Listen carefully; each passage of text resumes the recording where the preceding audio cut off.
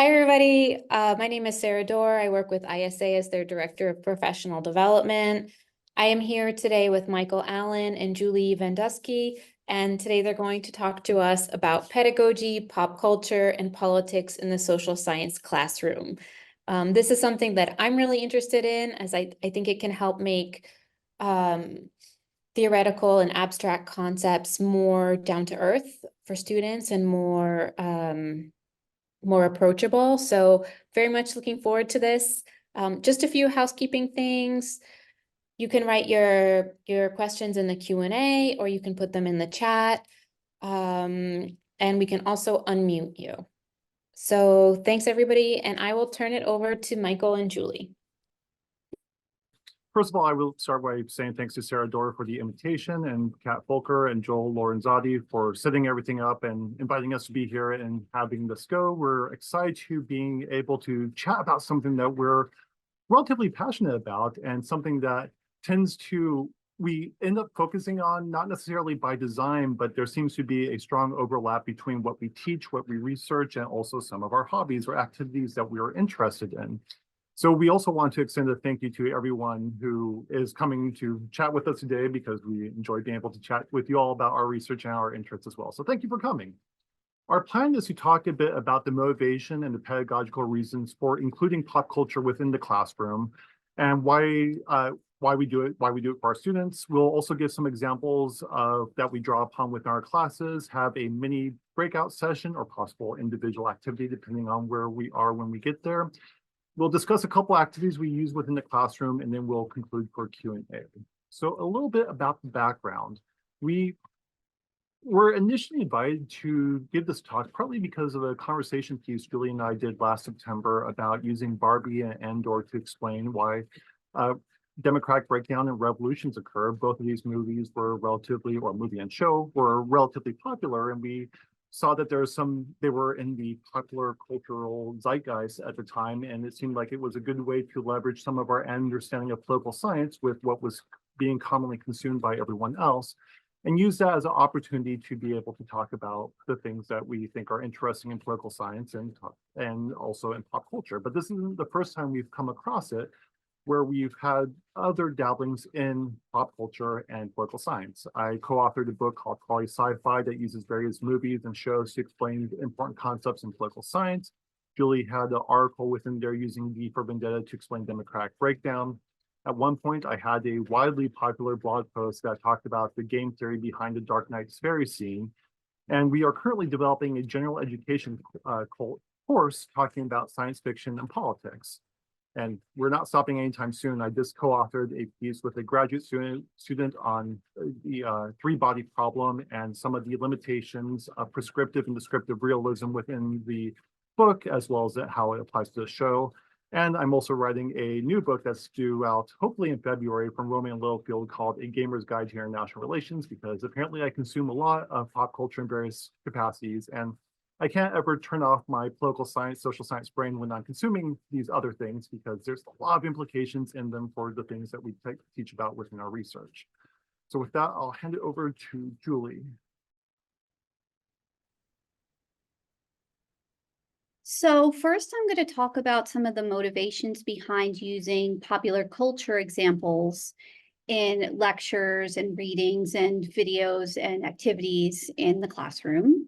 So one of my normal learning goals in most of my classes is getting students to be able to apply the concepts that I'm teaching them to real-world outcomes, to explain why they happened or what the consequences of those outcomes are. And when I'm lecturing, I could use real-world outcomes to apply those concepts. However, real-world outcomes are very complex in nature. There are several factors that could have led to an outcome occurring. And in addition, students often come into a class knowing some of those outcomes and having some preconceived beliefs about the causes of those outcomes. And so it might be harder for them to set those preconceived beliefs aside. In addition, real-world outcomes have a lot of consequences to them, and also students might have these preconceived notions about the implications of those outcomes. And so it might be harder to add to their preconceived beliefs. So using fictional outcomes, I find sometimes is easier because they're less complex in nature. So authors often limit the amount of information they give to the reader, or if it's a movie or TV show, the amount of dialogue or background info. The authors usually, or the creators usually, have an idea of why they think things are happening in their stories, and they want the consumers to come to similar conclusions that they are about what happened and why it happened, or what the consequences of those actions are or outcomes are. And so when you use those examples in a lecture, it's limited. There's a limited amount of information, so it's easier for students to see how like a factor influenced an outcome, or how an outcome had implications.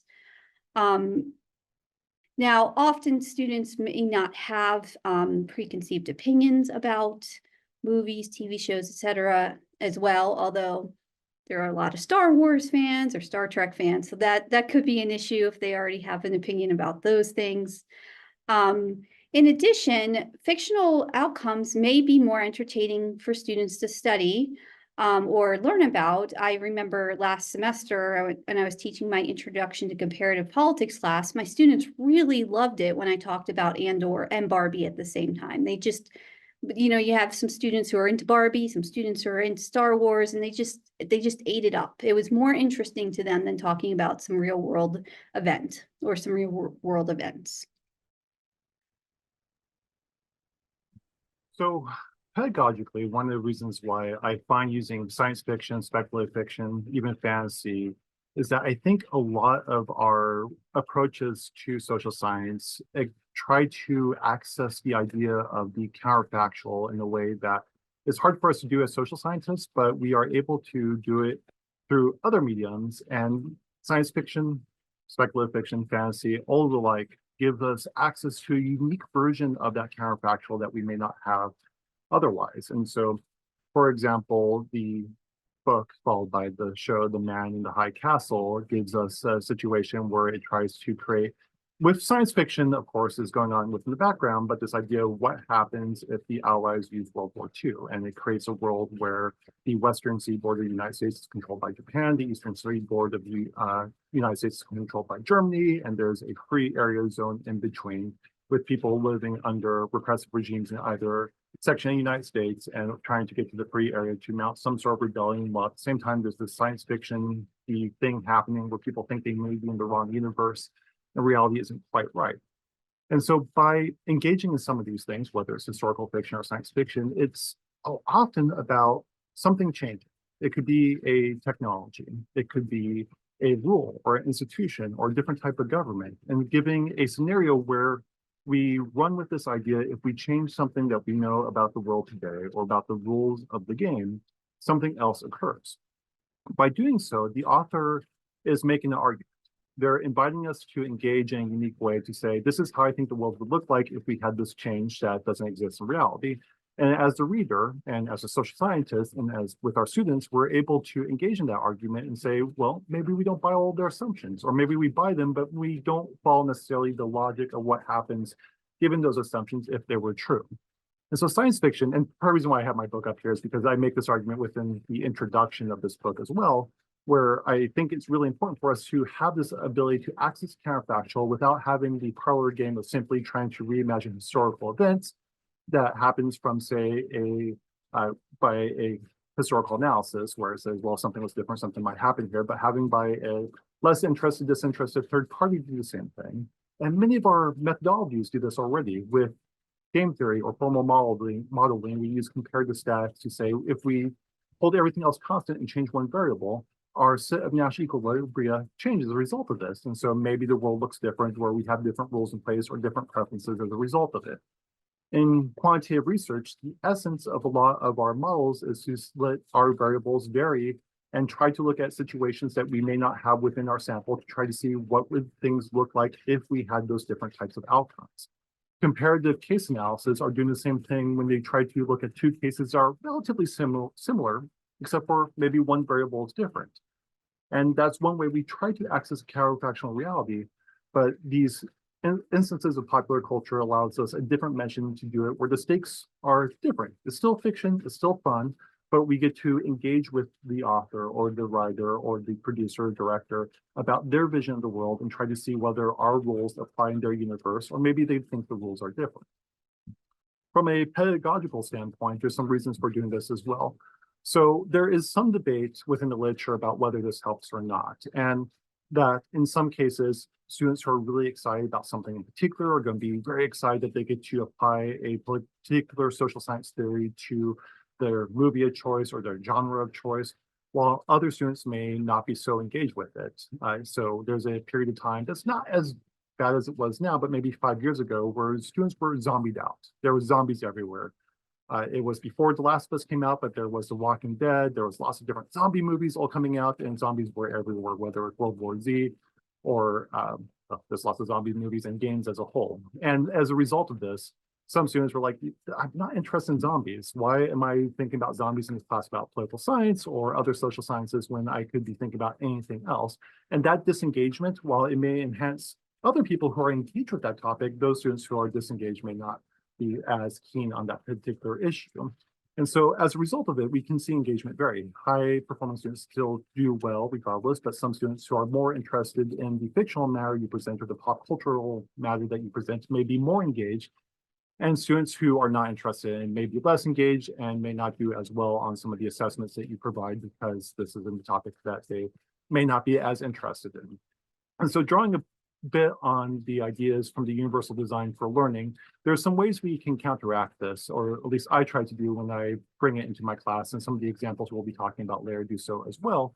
And one of the things I think is super important, if you can, is to optimize student choice and autonomy. This is one of the UDL guidelines that says that if you have the ability to give students choices, then do so. And the great thing about science fiction and fantasy and historical fiction is that there are a lot of different ways, works of fiction that try to access similar concepts, and we can take the whole group of those and try to see whether some students may be engaged in one topic more than the other. Maybe they don't care about a hard science fiction novel about aliens coming to colonize Earth, but they may be really interested in a novel or a story about what if magic were real in the contemporary period. And if we allow for magic to exist, do autocracies and democracies still behave the same way? Do people, do they care about survival in the same way? Do the rules change, or is human behavior and the things we expect from our social institutions relatively the same as we would expect from our theories? And so if we do that, then some of that disengagement goes away. If we can find things that match students and allow them to self-select into the things that they think that they care about more than the things that they care about less. It's not just zombies that can cause the issue. Some people are done with Star Wars. Star Wars is everywhere. There's multiple iterations of it. There's lots of TV shows and cartoons and movies. And so if you have a class focused just on Star Wars, that's going to turn some individuals away from your course and the material that they're teaching. And so giving them options beyond Star Wars, maybe zombies, maybe Star Trek, maybe Harry Potter. There's lots of different things we could draw from to give them that choice. But once we give them that choice, there's a lot of things that popular culture engages within the Universal Design Guidelines for students to be engaged by this material. That includes that it becomes more relevant to the things that they care about, because they're not just an academic student, they also have their own interests, and being able to engage those interests on the side and take some of their social science lens for those materials can be something that they find to be germane to their life outside class and maybe authentic to their own experience. It also allows them to look at sometimes arcane texts or jargon or examples that they're not as familiar with and try to give an analogy or metaphor that exists in some sort of pop culture that they find to be super relevant and more engaging than the material that they're reading in a book that they may see as otherwise dry. We also can do by giving, so the UDL suggests that we engage people through multiple media as a way to try to engage them, and doing so by having perhaps books, perhaps podcasts, or television shows or films will allow us to do that. Additionally, this allows students to also become the experts in the subject matter themselves and think about the material in a unique and novel way, and they become the experts. That you can assign things that you're not the expert in and allow them to explain things that they find within the cultural artifacts that they find to be interesting, and allow them to be, in some ways, the designers of their own course by bringing that to class while you bring the theories as well. Then, of course, the UDLs also suggest that good learning means that you can take a concept and apply it to other contexts. Applying something from the real world, a theory, a methodology, and applying it to something else allows them to show that transference can occur even for something that may seem whimsical from the surface level. So to engage the universal design guidelines, there's a couple different things I suggest in using this. Is first of all, to go beyond analogy. It is superficial, but very easy to say, well, realism and international relations suggests that people care about survival, or states care about survival, and they'll accrue power to do it. And we see that in Star Wars and ending the conversation there. But instead, going beyond that simple analogy and trying to rigorously, within the confines of class, apply some of the theories and have the students investigate and see what works, what doesn't work, and seeing whether the movie has the same assumptions that we do about the real world, and seeing where the faults in the theory lie, or maybe even the faults in the science fiction or the popular culture or the reality show may have as well. Additionally, you can explore alternatives within the universe. What if people chose to do something else? What if a galactic empire chose to take a different course of action? Or maybe we have just better theories to explain what they're doing within that particular universe. And as I mentioned before, this engages students and allows them to be the content experts on that particular topic, as opposed to just simply being a instructor-centered class. It allows it to be more student-centered by allowing them to bring their own expertise and material into the conversation.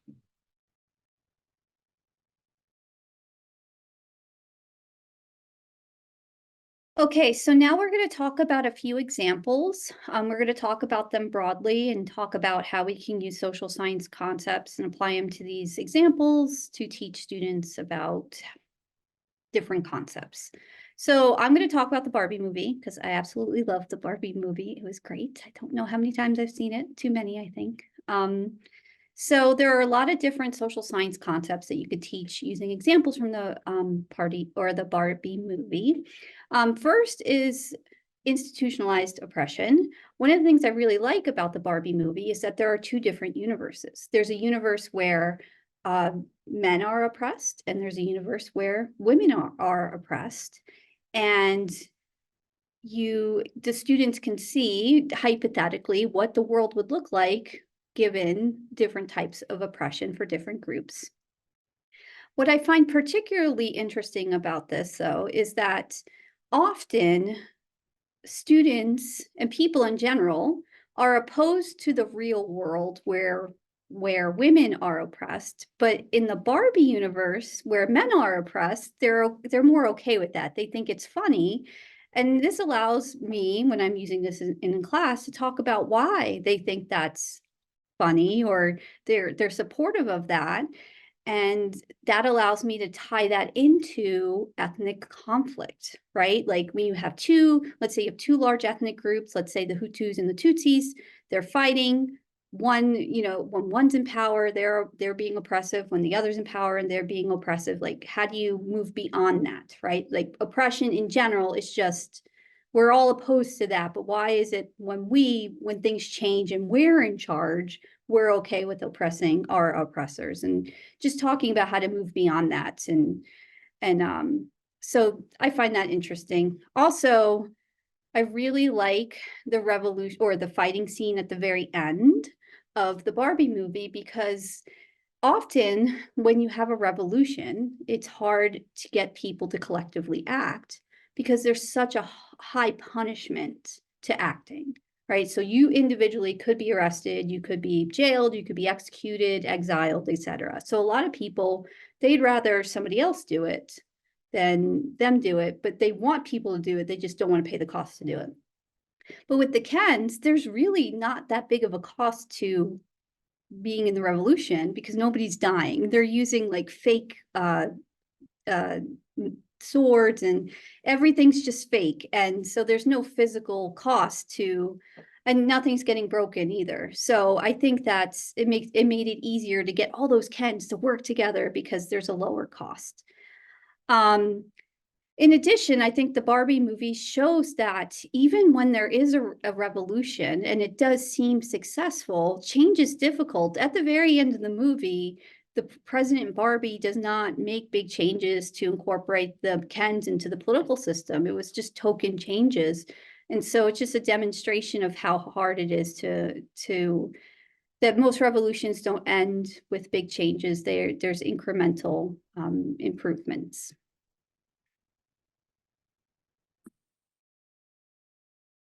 So when I mentioned the making available options for students and not just talking about zombies or Star Wars all the time, I was really talking to myself because I can talk about Star Wars for a very long time and could teach a course on the subject because there's a lot to draw upon. And so I want to give some examples by paring down the slides so I'm not spending the next half hour just talking about Star Wars, which I can do, but I won't do that. So in thinking about the Star Wars universe and where we can draw some lessons as social scientists from, just to give a few examples that might be useful within your classroom, every movie, almost every series, and the books themselves have a lot of ways you can draw lessons from them. And so for a lighter example of sorts, episode 1 starts with a very interesting situation where I have found that toddlers become not very interested in trade disputes that are being negotiated between the Trade Federation and Naboo, where there's a lengthy discussion and Jedi have to get involved.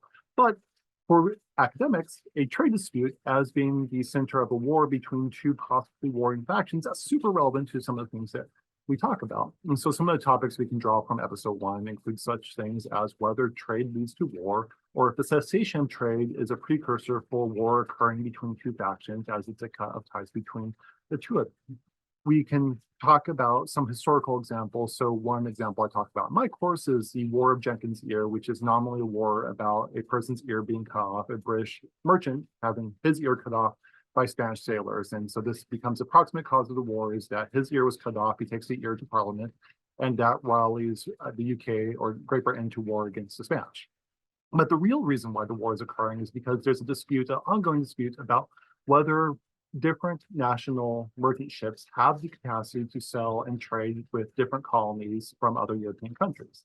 The Spanish do not want the British selling to their colonies, and so they start arresting and harassing British merchant ships that are trying to go to the colonies, and it results in cutting off Jenkins' ear. And the war is fundamentally about the right to trade or the ability to trade to the colonies of various European powers. And so we do have situations where war occurs because of trade.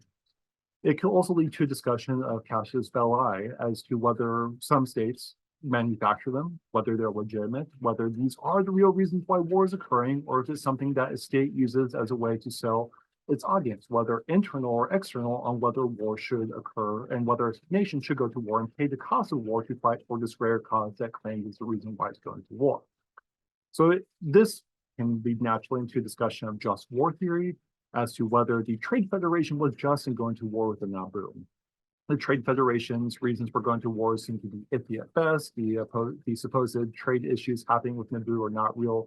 They're being controlled by Sith. There's other reasons why Naboo is being blockaded by the Trade Federation. And so it's not seemingly the actual reason for war, but it is one that seems to be legitimized where the Galactic Republic and legislature gets to decide basically that, this is a dispute that we don't need to be involved with. There seems to be legitimate reasons why it's occurring. So let's them deal with it without having us to be involved with the situation. So the Trade Federation is probably not just in their war. They're not just in starting the war with Naboo, but then it also can lead to a discussion of resistance when resistance is morally justified and when it's not. Walzer's book on just war talks quite a bit about how resistance itself seems to be not morally just when a nation has given up the right to fight and becomes occupied by occupier, where the nation no longer is in the fight, and so partisans fighting at that point are unjust.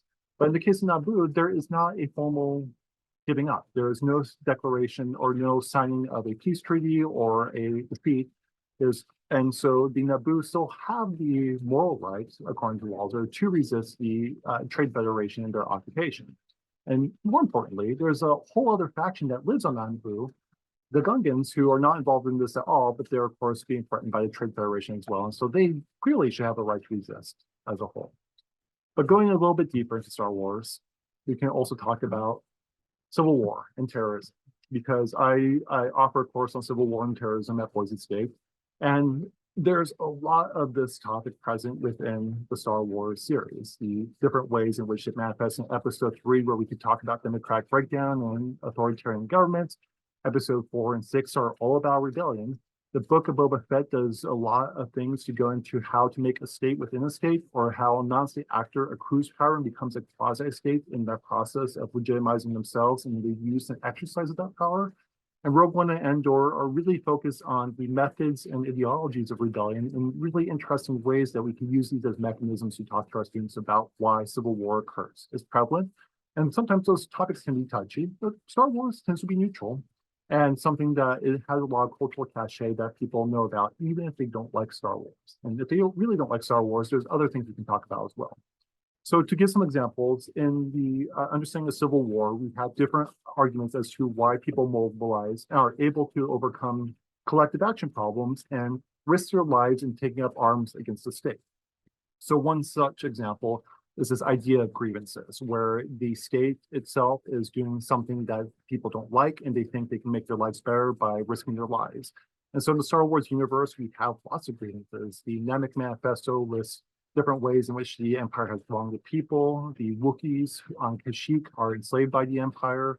There are several planets that are no longer within the confines of the Empire, or they are poorly governed, and so they don't have a lot of the benefits of what the Empire would provide for the more selected planets that exist within there. And there's just generally a lot of ways in which life is not so great under the Empire. A big one is a lot of people no longer have democratic representation. The Galactic Republic is a shell of its former self, and they're ruled by an emperor. And also, of course, Darth Vader implementing a lot of the Emperor's edicts. And so there's political as well as economic grievances that exist within Star Wars. So repression, I was supposed to advance the slide there. There's economic underdevelopment. If you're not one of the core planets, or you're not a planet that provides a particular resource for the Empire, even if you are a planet that provides a particular resource, it doesn't mean that your fate is bare. You have a use to the Empire, and you may have an Imperial force, but that Imperial force on your planet can be and is often harsh. And the way your planet is developing is only there to serve the Empire as a whole, as opposed to serving the people and at the state going, the state, not the people as a whole, is serving the Empire as a whole, but not serving the planet or the people. Additionally, we see some attempts of state accommodation. Luke Skywalker on Tatooine, which is our ring planet that doesn't have much of an Imperial presence, but gets some on occasion. His dream at the beginning of the movie is to go to the Imperial Academy and become a pilot.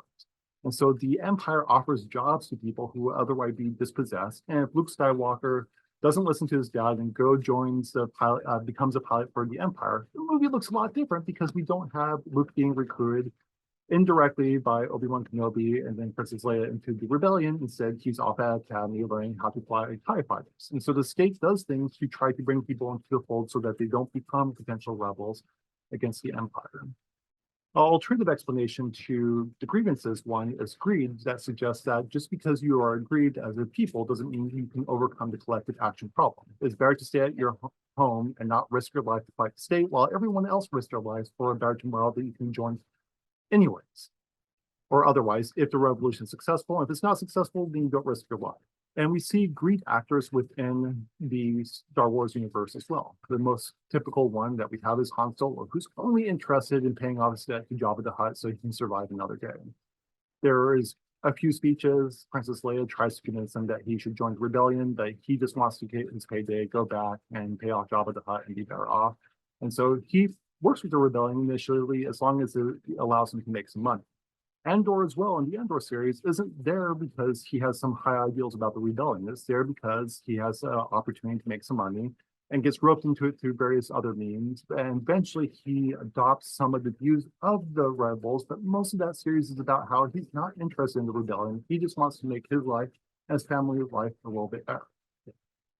Another explanation for mobilization and why rebellion occurs is about state capacity. The Outer Rim republics, the Outer Rim planets, especially Tatooine, which we see way too often in the Star Wars series, is one that doesn't have a lot of Empire control. So we see black market and non-state actors arise within that area, flex their muscle, gain power, and those allow situations where these non-state, non-empire sources of power are able to emerge and in a lot of ways challenge the Empire's authority. They exist as black market entities doing things that are otherwise illegal, such as running spies that Han Solo does, or engaging in slavery, which is not sanctioned by the Empire except for particular situations, but that exists on Tatooine and would not otherwise be allowed for what's being done within that particular situation. We also see civil wars and elite conflict. There are arguments that the rebellions in many states are headed by elites, and we definitely see that in Star Wars. The head of the rebellion are two former senators, or active senators, with Senator Mon Mothma and Senator Bail Organa leading the rebellion as a way as dispossessed elites who are not franchised by the Republic. The main protagonists in the story are two people. One is the daughter of a senator who gets adopted by another senator who is the existing or acting princess, Princess Leia, who is an elite who becomes the figurehead of the rebellion one way, and the other is Luke Skywalker, and both of them are children of Darth Vader, who's basically the second in line of the Empire as a whole in terms of the military side of it, as opposed to the organizational civilian side of it. And so Star Wars is a story about elites. And you could go further that most of the stories that we see in Star Wars are about the Skywalkers. Why are they always about the Skywalkers? Well, we see in a lot of civil wars, there's a elite conflict where the people who are in charge are unhappy and they lead other people to overthrow that particular government because they want to be in charge instead of the current elites. And so we also see repression as a state response. There's some good discussions within Star Wars about discriminate versus indiscriminate repression. We know from research that discriminate repression tends to be more costly, but it also tends to be more effective at targeting the particular rebels or terrorists that you're looking for. And Darth Vader expends significant resources in episode 5 and 6 to capture Luke Skywalker and his friends because he's targeting that part of the rebellion and wants to bring them in to try to convert them to his side. While indiscriminate repression does the opposite. It's really cheap, but it also tends to be way less effective and often can create more people opposed to you in the first place. The Death Star is one of the biggest signs of indiscriminate repression where it can destroy entire planets, and that can get a lot of people very upset with the Empire and join the rebellion as a result. And so this is Leia's infamous line from episode 4, which is the more you tighten your grip, Tarkin, the more star systems will slip through your fingers. The more you're repressive, the more rebels you will have against you. And then one other side note is that it's also could be a room to talk about conspiracy theories as well. In the novel Aftermath, which is a series of 3 novels that bridge episode 6 with episode 7, there is graffiti being sprayed on various places that says Vader lives after Vader had died in episode 6. And so there's a conspiracy theory that Vader didn't really die in episode 6, but he continues to rule from the shells and will come back at some point, which ends up being true about Emperor Palpatine. But even in the real world, we can get YouTube videos like this, which is the Death Star explosion was an inside job, which is the idea that the person who blew up the Death Star was Luke Skywalker, who happens to be the son of Darth Vader, who's also the only person who survives the Death Star being blown up. Is that a coincidence? Or is it actually something planned?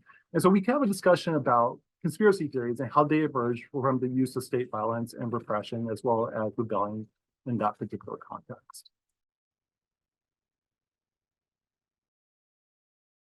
So we created a shared Google Doc that you will have access to after this webinar. In the doc, we would like for you to share your ideas of movies, TV shows, text that we could use to teach specific concepts in a social science classroom.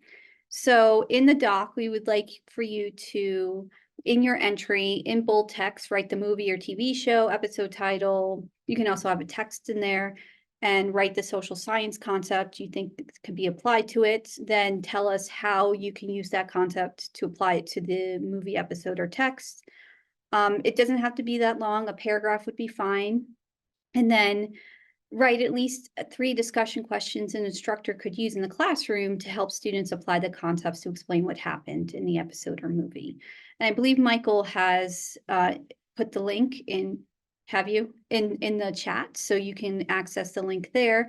There's also a QR code in the slides. So about 10 minutes, Let's 5 do minutes, for 5 minutes, okay? So in the interest of time, we're going to keep going. If you want to continue working on that shared document, please feel free.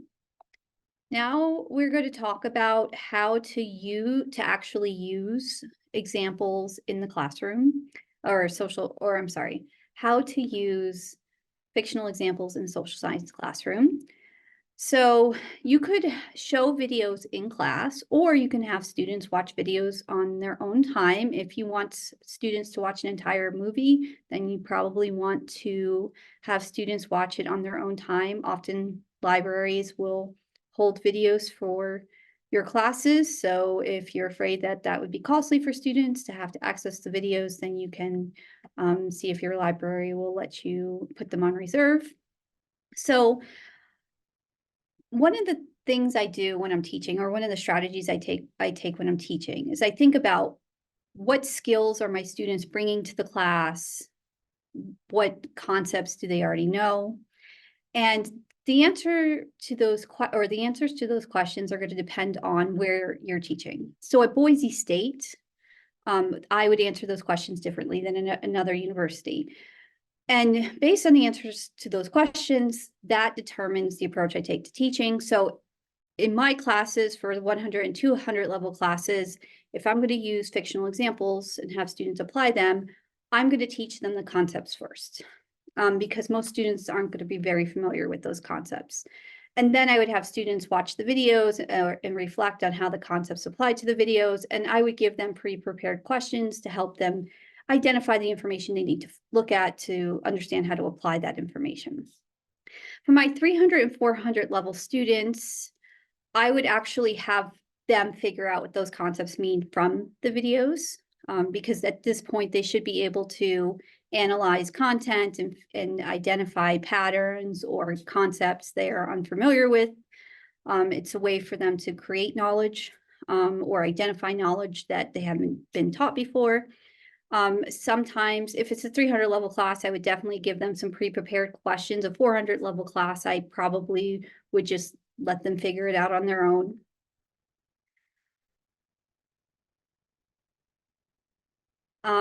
Your questions that you give students, they can focus on what actually happened in the video, and they can also include counterfactual questions.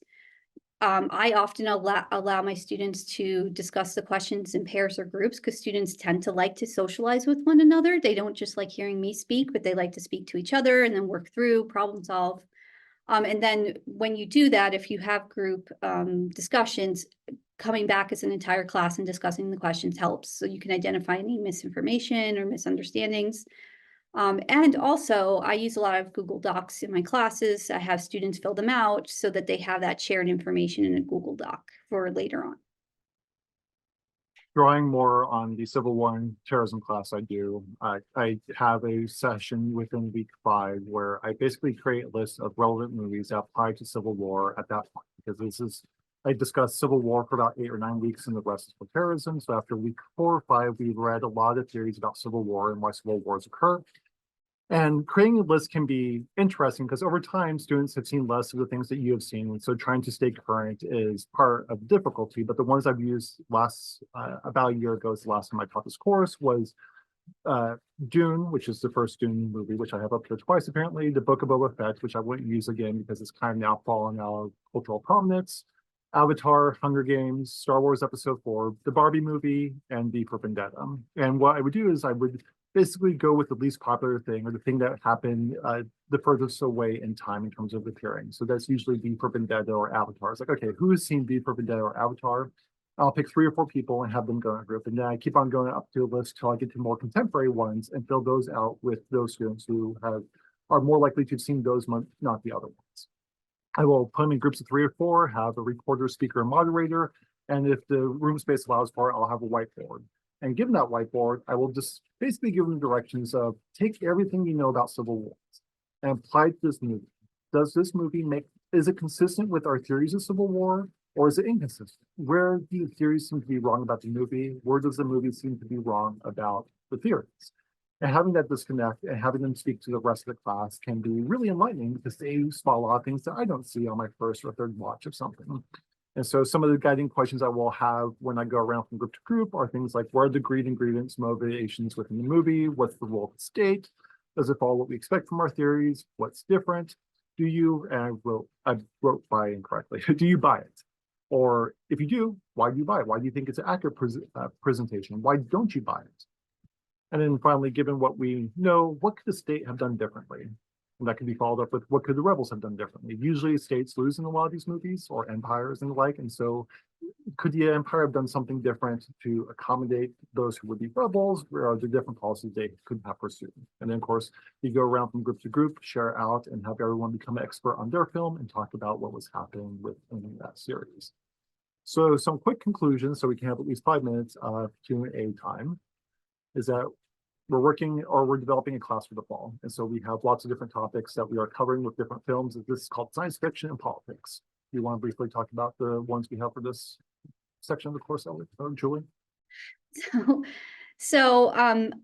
can't talk about them in detail because we don't have a lot of time, but the topics we're covering: state system, regime, type, executives, legislatures, voting behaviors, party ideology, democratization, and autocratization, non-democratic regimes and development. So this is our comparative component of the class. And there's a lot of different examples that we could use. So my favorite example of autocratization and democratization is V for Vendetta. At the beginning of the movie, they talk very briefly about how the UK became a one-party state, and then most of it is about the revolution. So there's a lot you can pull from there to talk about those topics as well. And obviously, there's an election coming up in the United States this year, and so using Idiocracy to talk about voting behavior should be interesting, but also maybe perhaps a little bit controversial. And then for the IR half, we talked about why war occurs, some theories of war, domestic politics, and then trade, civil war, and terrorism, because gotta talk about that. And then I'm adding a last section about AI and just have that more be a free-floating section about how we might think AI changes war. And so things like Ender's Game, Dr. Strangelove, the pilot episode Battlestar Galactica, the Dune movie, Star Wars Episode 4, as I've talked about a lot already today. And the original series, A Taste of Armageddon, seems to be especially relevant because it's about 2 planets that have war, but computer decides who dies and who lives. There's no actual fighting. And so if you come up as a chosen person who's died in conflict, they just take you to an execution chamber and you die as a result of it. And so the morals of that gets deeply debated in that original series episode. Do you want to wrap up? Sure. So using pop culture in the social science classroom to teach social science concepts allows us to access hard conversations that may be harder with real world outcomes. So it's just easier to talk about controversial topics with fictional stories. In addition, we can also talk about in the classroom about what the limits of the stories are. Were they accurate? If they weren't accurate, what would existing theories of particular outcomes that we're talking about predict? Like maybe there should have been a different outcome. In addition, this is great, a great way to connect with your students using fictional examples in the classroom, because you get to share something about yourself. You're obviously going to choose examples that you're passionate about, and your students learn something about you, but then they can also share what they're interested in, and that allows them to share information about themselves, and that creates a good connection. It's really good to have a connection with students. They're more likely to be engaged in the course, but also if you're thinking about retention, if you care about retention, keeping your students, they're going to want to stay in your program, and because they want to take another class with you. So I know I personally have had students follow me throughout their entire career because they just enjoyed my class. So this just makes it easier to retain students overall, I think. So thank you for bearing with us. We kind of went fast through the activity part of the class of the session, and I wanted to do some reporting out, but didn't know if we were running out of time or not. So if you have questions, great. Or if you just want to share about one of your ideas of things you've done in your class or would like to do, we're happy to hear those as well, because we will borrow those ideas without shame. So I see a question in the chat. Do you think incorporating movie series that are based on real facts, like documentaries, historical fiction, or reality TV shows, can also be used in the same way that you would incorporate fiction movies and TV? That's a good question. So I'll take the first stab at asking or answering the question. So I don't mind documentaries. I actually often use documentaries when I teach my African politics class because there's so many sensitive topics. about things that happen. I didn't go through them. I had no experience with them. And I want my students to hear from people who actually experience them. So I think that's really important to give the people who went through those experiences a voice in my classroom.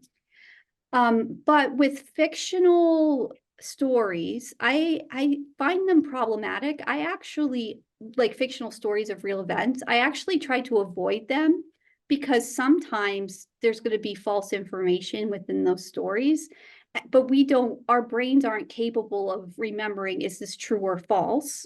And so our students may learn something false from a fictionalized story of a historical event. So personally, I would try to avoid using those in my classroom, but I know other people have used them. Michael? Yeah, I mean, it depends on the context and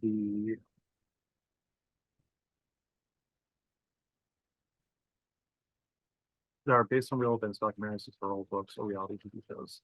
Yeah, so it can be. I do use the Restrepo as documentary that is in, again, Civil War and Terrorism class. I do teach other classes, but this one has a lot of using alternate ways to think about some of these sometimes difficult topics. And Restrepo is a good one that I think is very limited in its presentation of how counterinsurgency policy is implemented in Afghanistan, but it's a revealing one because these are a bunch of relatively young Americans who are deployed for the first time. They range in age from 18 to 20, and they are implementing official strategy on behalf of the United States. Is at a micro level as opposed to a macro level when we think about counterinsurgency. And so I find that one in particularly useful. And I'm going to bridge this question with the one that Nadine asked about using foreign content to maximize student engagement. And I certainly do that. I use the Battle for Algiers, which is a recreation of what happened in Algiers as opposed to a documentary. And one of the main people within it was actually one of the people who served in the FLN as one of the organizing leaders. And so he gets to portray himself as he wants to be portrayed in the movie. But I think that movie is relatively very useful for my students to understand a particular situation of rebellion and terrorism in the context of colonial counterinsurgency. I know that Julie uses Goodbye Lenin as a way, and we're going to be using Goodbye Lenin in our shared course as well. And there's some research that suggests that if you are listening to something or watching something that requires a little bit more effort than usual, as opposed to just listening to it and watching it as a movie, but you have subtitles and you don't directly understand the language that's being spoken in, your memory retention is actually a little bit higher because now you have to put effort into understanding the content that's being presented to you. And so subtitled foreign films may actually engage students even further in terms of memory retention because they are working to understand the material in a way that they're not used to. So yeah, I think that's highly valuable. I don't know if you want to touch on that, Julie. I use foreign content a lot in my classes just because I think it's, like I said earlier, really important for students to hear stories from the perspectives of people who actually went through things. I show a documentary in one of my classes about the effect of aid on development, and it's completely from the perspective of individuals who were affected by the aid, and often they have negative experiences with them, and some students find that uncomfortable. They're surprised because many of my students, especially there's some self-selection, the type of classes I teach, they're interested in development. They're interested in working with like the UN or just with development organizations, and they're surprised to find that sometimes aid has negative consequences. So I think it's really important for especially Americans to hear about the perspective of foreigners and how US foreign policy or Western policy decisions are affecting them. So yeah, absolutely use foreign sources. Michael, can you answer the question about Game of Thrones? Yeah. I actually I have was not going to take it for you. So Natasha asked, besides democratization and other forms of governance styles, what other political science concepts can be found in the TV show Game of Thrones? And I know Julie has not seen the show, and I'm going to be directly honest, is that I have not seen the show either, but I've read the books, all the main story books. And that's because when the show came out, it's like, before I watch this, I'm going to read all the books, which is something I tend to do with a lot of adaptations. And the books were so long, by the time I finished the books, the series was done and everyone hated the finale. So I've been hesitant to start the series, knowing that most of it's good, but it ends very poorly and different from where the books are leading to from George R. Martin's perspective. But we see a lot of really useful things in Game of Thrones in a political science and international relation context. The use of violence is one that comes up quite again in a lot of different capacities. The use of torture as well. In particular, groups that use that as a way to get information or punish individuals have differing effects based on how they expect those people to behave. There's probably a lot of really good constructivism in Game of Thrones because every single group has their own model that they follow, and they try to live up to that model, and they repeat it all the time, whether it's winter is coming or a Lannister only repays debts. And things like that become self-fulfilling prophecies where it guides character behavior based on this overarching narrative of who they are and what they're doing in that particular role. It's very Machiavellian, so and it's based on the War of Roses. And so there's a lot of historical things that can be drawn out from the original War of Roses, as well as what's happening there that we apply to political science quite broadly. But I've not seen the show yet, and I would be hesitant of sharing that with students based on what I know about the show and what I've read about it in the books. But I'm sure there's certain scenes that would be especially enlightening for those students. I'm sure you have a lot of good ideas about it as well. There's a comment in the channel from Zach. He has a piece on Game of Thrones and House of the Dragon. And he recommends a few other sources. So please be sure to check those out if that's what you are. Those are the kind of shows that you're interested in. I actually had a question myself. I'm wondering, like, there's a lot going on in the world today, and how do you, I mean, do you find it helpful to use film to talk about current events that are happening, relating them to what's going on now? And could you give an example of that if you do take that approach? So your question is, how do we use the fictional examples to explain what's really going on in the world? Yeah, but Yeah. current things, like, so instead of, Yes, yeah. absolutely. So yeah, I can give an example. So I actually talk about Barbie and Andor when I'm talking about bottom-up revolutions. And then I talk about Russia. There are people in Russia who oppose Putin's regime, but a lot of them are scared. And so we talk about, like, it's not like the Barbie movie. It's more like Andor, right? So people are reluctant to speak up because they could have families, they could have jobs. And so a lot of people assume that all Russians are in support of the war in Ukraine and they're completely supportive of Putin, but we can't make that assumption. We have to assume that people are hiding their preferences and they're just scared and they would prefer a different regime. So yeah, there are definitely connections you can make. And I